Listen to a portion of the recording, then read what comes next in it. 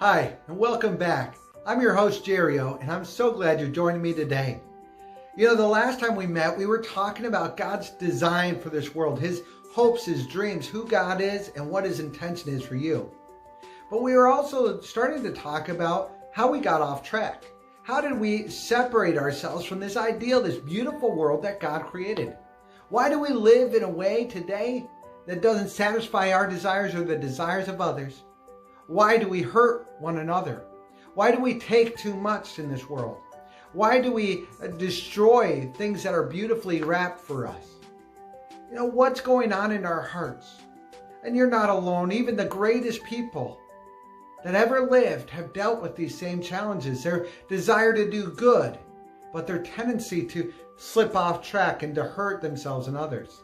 Even Paul, one of the great saints of the Bible, talked about how his heart was for God. He delighted in the laws of God, but he found himself at war with the members of his body, that his actions didn't reflect his intentions. His heart was here, but his actions went over here, and he found himself hurting himself and others. So where does this come from, and how can we overcome that? You see, God put inside each one of us desires. They're completely natural. You are meant to have desires, to have aspirations, to want something in life. You are meant to prosper, to flourish in this world. God gave this creation to you to make something of it. You're designed to be attracted to other people, to want to build relationships, to have romance, to have love. You're designed to have all the things of your heart's desires.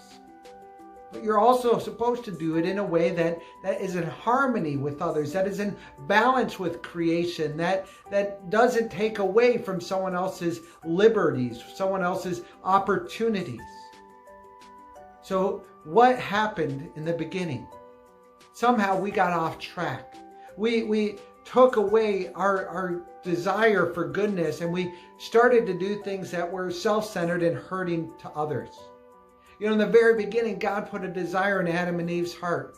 He wanted them to grow, to be fruitful, right? To develop their hearts, to be connected to God, and to be ready to give their whole hearts to one another and create a family that would have multiplied love. This world would have looked completely different. But somehow they got off track. They had a desire for the fruit, right? The tree in the middle of the garden. God said, please don't eat that. That's not for you. Have anything else, just don't have that. You see, the fruit represented a relationship, an opportunity that they weren't ready for. We all need to grow, we need to develop, we need to be fruitful. We need to grow into maturity. They weren't ready to partake in the fruit yet. They weren't ready to engage in a relationship yet. They needed to mature their hearts to be people that could take care of one another, love one another, and create a loving family.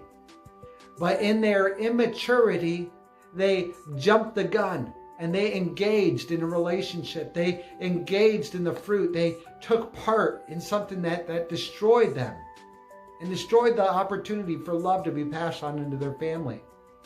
We see this offering, right? We see the serpent in the garden, right? And he makes this delicious offering to Eve, and Eve partakes, and then she shares it with Adam. They engage, right? This is all this idea that there is something else going on. There's a relationship being created outside of God's blessing, outside of God's design. And because they are immature in their relationship for one another, they pass that immature love on to their children. Hence, Cain and Abel killing one another. This damage was passed on.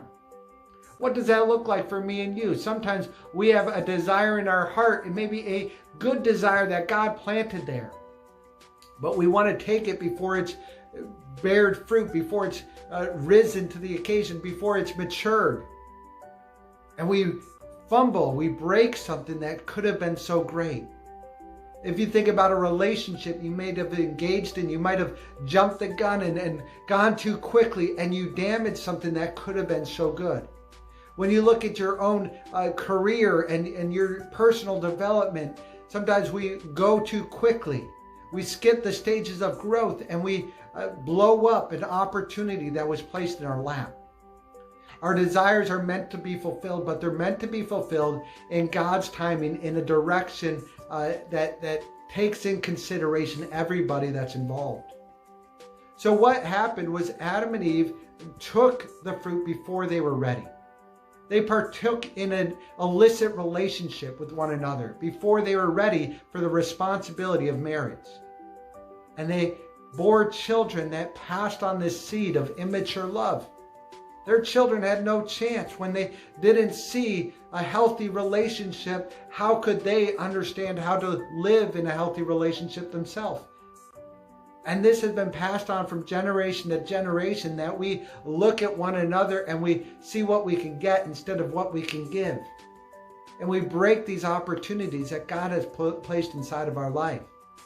So when we look at this, we go, okay, so if the fall was a relationship before its time, a participation in something that we weren't ready for, what does that mean for us? We need to grow maturely before we can receive God's blessing. We need to grow into capable, responsible people before we can go out and dominate and make waves in the world. We need to grow our hearts first and become people capable of giving love. When we look at the fall, we see 4 distinct problems that came out. First off, we disconnected from God. We lost that relationship from God, that ability to see from His perspective. Adam and Eve went on their own perspective instead of following God's original plan. We've inherited that we see everything from our own point of view. Instead of looking from God's heart, from God's point of view, seeing one another with God's eyes, seeing this world with God's heart, right? We see it from our own self-centered viewpoint. So the first result of the fall is a man-centered view of the world instead of a God-centered. Secondly, we walked out of our responsibility. We became irresponsible. We don't take care of the things that we alone need to take care of. We expect others to take care of us, to fill our heart up, right? We might take from a relationship to fill the absence in our heart.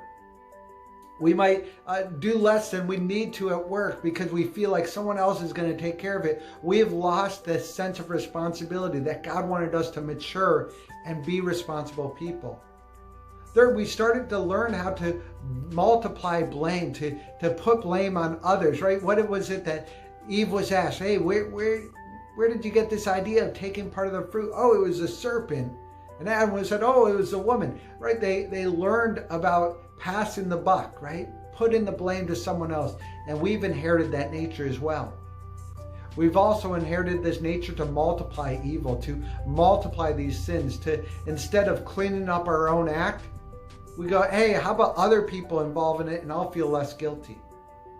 Why don't I talk about how terrible that girl was, that I broke her heart, I had a bad relationship with her. I'm going to tell everybody about how bad she was.